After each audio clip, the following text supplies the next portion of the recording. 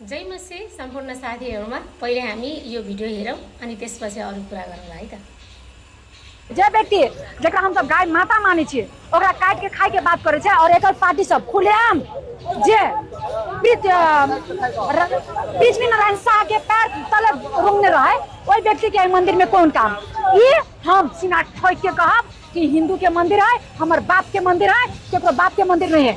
जे व्यक्ति खुलेआम चर्च के प्रचार करे वाला कि हमर यीशु मसीह है, हमर यीशु मसीह है, तो जाओ ना आई मंदिर में चादर और फादर के कोनो काम नहीं है।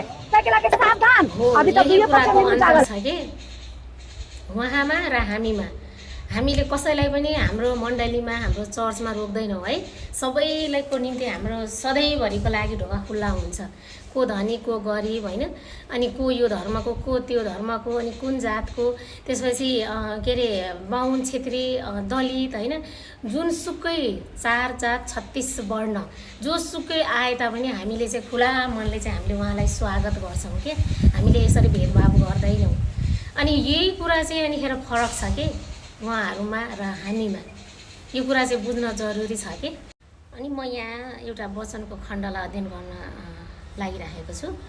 मत्ती 5 को 11 र 12 मा यसरी लेखिएको छ।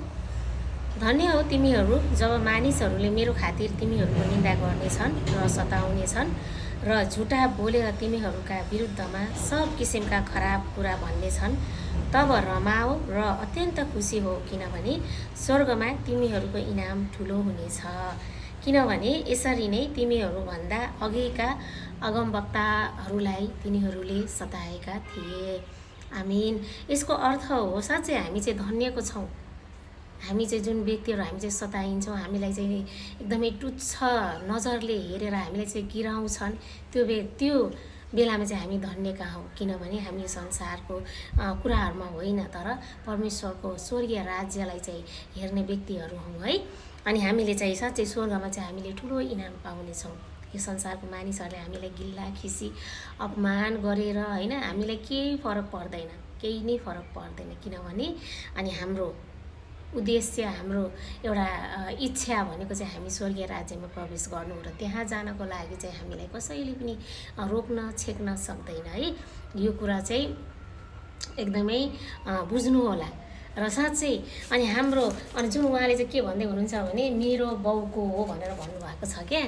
तर हामी सारा मानव जातिको पिता एउटै हुनुहुन्छ, जो परमेश्वर पिता हुनुहुन्छ है। उहाँको राज्यमा कसैलाई पनि आउन रोकछेक छैन।